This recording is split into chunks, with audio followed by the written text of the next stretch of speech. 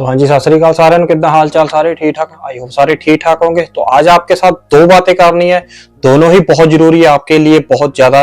और ये दोनों ही उन लोगों के लिए जिनके तो SIS में नाम है और कंट्री लीव आए हुए लोगों को वो बोल रहे थे हम क्या करें इनको, उनके लिए न्यूज है। और दूसरी, जिन लोगों के अभी तक फालते सबमिट किए हुए हैं, जिन लोगों को फिंगर हुए 10-11 मंथ हो गए, उनके लिए कि आपको अब क्या करना चाहिए, क्योंकि उनको ईमेल्स रिसीव होनी स्टार्ट हो गई है। ईमेल्स हो रही है कि आपको दोबारा बायोमेट्रिक पे बुलाया जा रहा है। तो कई बहुत लोगों को ये ईमेल रिसीव हुई है, आपको हुई है तो आप अपनी ईमेल भी चेक कीजिए। तो इसके बारे में हम ब्रीकी से बात करते हैं, लेकिन उससे पहले अगर आप चैनल पे इस वीडियो पे नए हो तो प्लीज चैनल को जरूर सब्सक्राइब कर लेना प्लीज। तो बात करते हैं SIS और जो कंट्री लीव आ रहे मेरे भाई है। तो आपका हमेशा ही वीडियो के नीचे यही कमेंट्स होता था कि SIS वालों के लिए कुछ बताओ पाजी, SIS के लिए हम कैसे रिमूव करें। तो किसी के आगे हाथ फैलाने की जरूरत नहीं, आप खुद ही आपको बाहर निकलना होगा घर से। जितने भी अब इमिग्रेंट्स है पुर्तगाल में, वो एक प्रोटेस्ट कर रहे हैं, खास करके SIS मसले को लेकर और कंट्री लीव के लिए पार्लियामेंट के सामने पुर्तगाल में, जो कि 17 तारीख को होगा और 2 बजे होगा। तो यहाँ पे आपको अब घर पे नहीं बैठना, आपको निकलना है। तो यही एक आपके पास सुनहरी मौका, अगर ये चीज आपने नहीं संभाल पाए तो फिर आपको पता है आपके कंट्री लीव या SI के प्रॉब्लम जो भी आ रही है, इसका कोई भी सोल्यूशन नहीं होगा। क्योंकि ये चीज इतनी धांधली हो गई है, क्योंकि ये चीज अब इतनी गंभीर हो गई, क्योंकि इसकी वजह यह है कि अब जो पुर्तगाल की सरकार है, जो गवर्नमेंट है, जो राजनीति है, उसके पास कोई मुद्दा ही नहीं है। और उसने क्या किया हुआ है, इमिग्रेंट्स का एक मुद्दा बना के खड़ा कर दिया, पहाड़ बना के। जो भी आपको पता है, जो भी वहां पे पार्लियामेंट में बहस होती है, वो और किसी जरूरी काम के लिए, कोई और कितने जहाँ पे सरकार को चलाने के लिए चीजें होती है, लेकिन उस पे नहीं है। खाली एक ही चीज को खींचते, इमिग्रेंट्स को, क्योंकि वहां की सरकार के पास और कोई मुद्दा नहीं। जो भी विरोधी दे रहा है शेगा पार्टी, आपको पता ही है, वो सिर्फ इमिग्रेंट्स के पीछे पड़ी है हाथ धोके।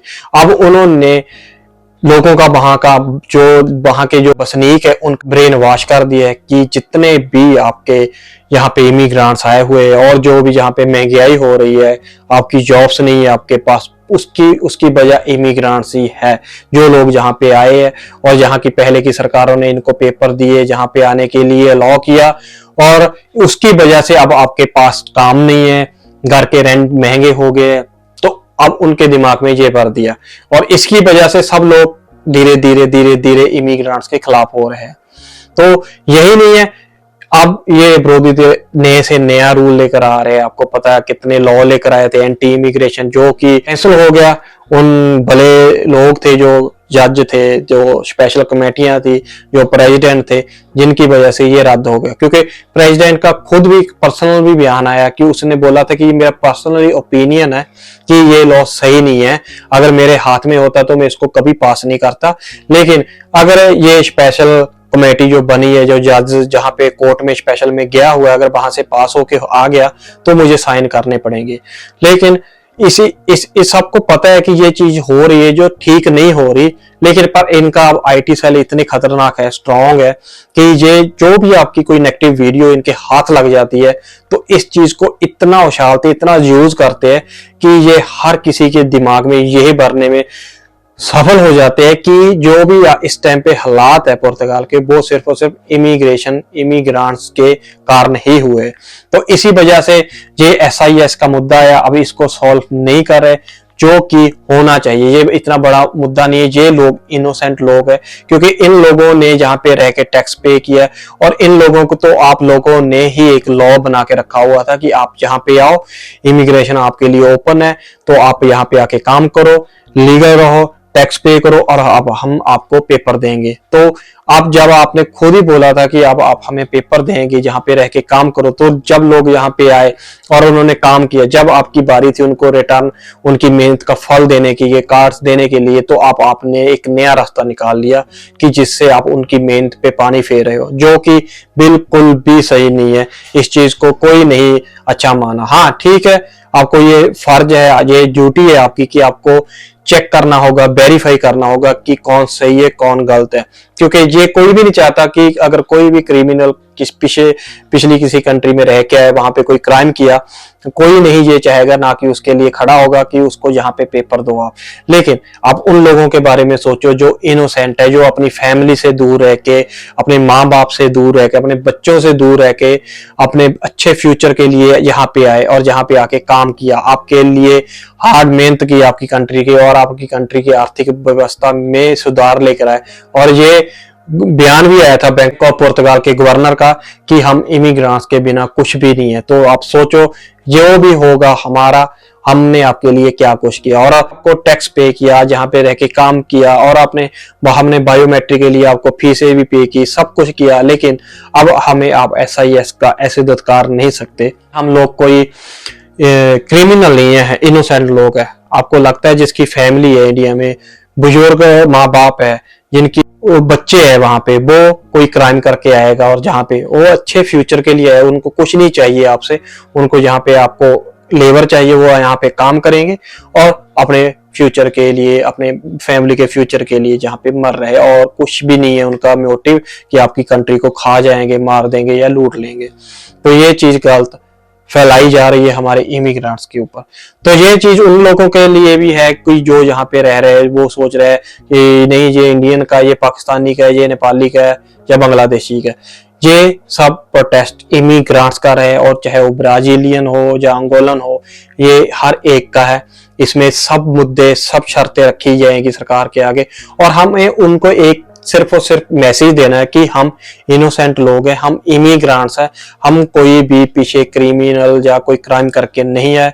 ये प्रोटेस्ट पीसफुल होना चाहिए, और SIS वालों के लिए ये खास मुद्दा ये रखा जा रहा है कि SIS का नाम क्यों नहीं हटाया जा रहा है, जबकि आप आपको PCC दे रहे हैं। हमने कोई क्राइम नहीं किया जिस कंट्री का हमारे पास अपने नाम निकाला है। और बहुत सी ऐसी चीजें होती है कि SIS में जिनका नाम आ जाता है, वहां पे कोई आप लॉयर कर लेते हो, लॉयर यहाँ पे मेल करते हैं इनको आईमा में, लेकिन आईमा अब इस टाइम पे उनको रिप्लाई नहीं कर रही, क्योंकि इस टाइम पे पुर्तगाल में दो ही चीजें चल रही है, या तो आपका लक चल रहा है या तो आईमा की मर्जी चल रही है, इसके अलावा और कुछ नहीं चल रहा है। तो ये प्रोटेस्ट इसीलिए हो रहा है क्योंकि यहाँ पे हमें अपनी शर्तें रखनी होगी। पहले शर्तें जैसे कि लोगों के कार्ड्स फंसे हुए हैं, ये आपकी 90 दिन का टाइम होता कि आपको कार्ड आपके हाथ में डिलीवर होना चाहिए, लेकिन वो 10-10 मंथ, 12-12, 1.5 साल हो गए लोगों को, वो कार्ड्स नहीं आ रहे। तो ये होगी। तो SIS का आपको पता ही सबसे बड़ा मुद्दा है। कंट्री लीव हो गया, आपको कंट्री लीव का मुद्दा है, लेटर आ रहा है 20-20 दिन का, जबकि आपके ऑलरेडी केसेस आपके लगे हुए हैं, इस चीज पे आपका काम चल रहा है, तो फिर भी आपको कंट्री लीव आ रहा है। लोगों के पासपोर्ट अप्लाई किए हुए 2-2 साल, 3-3 साल हो गए, उनका कुछ नहीं पता चल रहा क्या हुआ क्या नहीं। तो रीन्यू वालों के लिए तो चलो सुन ली इन्होंने, पोर्टल ओपन कर दिया, नहीं तो उनका भी एक मसला था कि 1.5 साल से वो यहाँ पे स्टक हुए बैठे थे, कहीं पे आ जा नहीं सकते थे। और भी बहुत सी प्रॉब्लम है जो कि आपको वहां पे जाके अपनी रखनी होगी। तो आपको एकजुट वहां पे होकर जाना होगा, और ये रिक्वेस्ट सबके लिए यही है कि वहां पे सबको पीसफुली प्रोटेस्ट करना है, और आपको 17 सितंबर को वहां पे जाना है, 2 बजे वहां पे पहुंचना है असेंबली के आगे, पार्लियामेंट के सामने। तो आई होप आपको पता चल गया होगा क्या करना है क्या नहीं, तो फिर ही आपका कोई SIS का मसला हल होगा। और दूसरी बात है, जिनके कार्ड्स नहीं आ रहे थे, लोगों के 10-10, 12-12 मंथ हो गए बायोमेट्रिक दिए हुए, तो मैंने पहले भी एक वीडियो में बनाई थी, आपको बताया था कि आईमा द्वारा से आपको कांटेक्ट कर रही है कि आपके बायोमेट्रिक द्वारा लिए जाएंगे, उनके पास कोई डाटा नहीं है। तो आपको ईमेल्स आना स्टार्ट होगी। आज बहुत लोगों को ईमेल्स आ रही है कि आप अपने द्वारा से अपॉइंटमेंट दी जा रही है कि द्वारा से वहां पे विजिट कीजिए और अपने बायोमेट्रिक हमारे द्वारा दीजिए। तो ये बहुत लोगों को ईमेल्स आ रही है। तो अगर आपको भी ईमेल्स आई है तो आप प्लीज कमेंट में जाके लिखिएगा कि आपको ईमेल्स आई है या नहीं आई, जो आपके आसपास में किसी और को आई होगी तो भी बताना। तो आई है कि मेरे भाई का कार्ड भी रिसीव हुआ है, तो उस मेरे भाई का कार्ड जनवरी में फिंगर हुए थे 2025 में, तो आज उसको कार्ड रिसीव हुआ है। तो ये चीज भी बहुत अच्छी है, उसको कोई फालता बीच में कोई कुछ नहीं था आया, तो कार्ड्स भी आ रहे हैं। और जिनका बायोडाटा उनके पास नहीं है तो वो उनको ईमेल्स भी आ रही है, कहीं ना कहीं काम चल रहा है। लेकिन जो SIS का मुद्दा है वो सबसे बड़ा मुद्दा होगा इस टाइम पे, तो इसलिए आपको वहां पे निकलना होगा, वहां पे जाना होगा। तो बहुत लोग कह रहे हैं बायोमेट्रिक के लिए हमें दोबारा जब बुलाएंगे कौन कौन से डॉक्यूमेंट लेके जाने डॉक्यूमेंट आपको चाहिए। अगर आपके पास टाइम है, बायो अपॉइंटमेंट थोड़ी दिन के बाद मिल रही है, तो वो डॉक्यूमेंट आप पूरे तैयार करके लेके जाइएगा। अगर आपको जल्दी मिल रही है तो जो भी आपके पास है इस टाइम पे उसी को लेकर जाओ। आपने फिंगर दिए तो उस टाइम पे जो निकलवाया था उसी को लेके चले जाइए, कोई प्रॉब्लम नहीं, क्योंकि इसमें आपकी गलती नहीं, आइमा की गलती है। तो आई होप आप सबको समझ लग गई होगी मैं क्या कहना चाहता हूँ, क्या नहीं कहना चाहता। अगर आपका कुछ भी सवाल होगा, पूछना होगा, बताना होगा, तो प्लीज आप कमेंट में कमेंट कर सकते हैं अपना। और फिर मैं कह रहा हूँ SIS और कंट्री लीव यही वहां पे ना पहुंचे, सब इमिग्रेंट्स वहां पे पहुंचे। ये इमिग्रांट्स का इकट्ठ होना चाहिए, प्रोटेस्ट इमिग्रांट्स का होना चाहिए।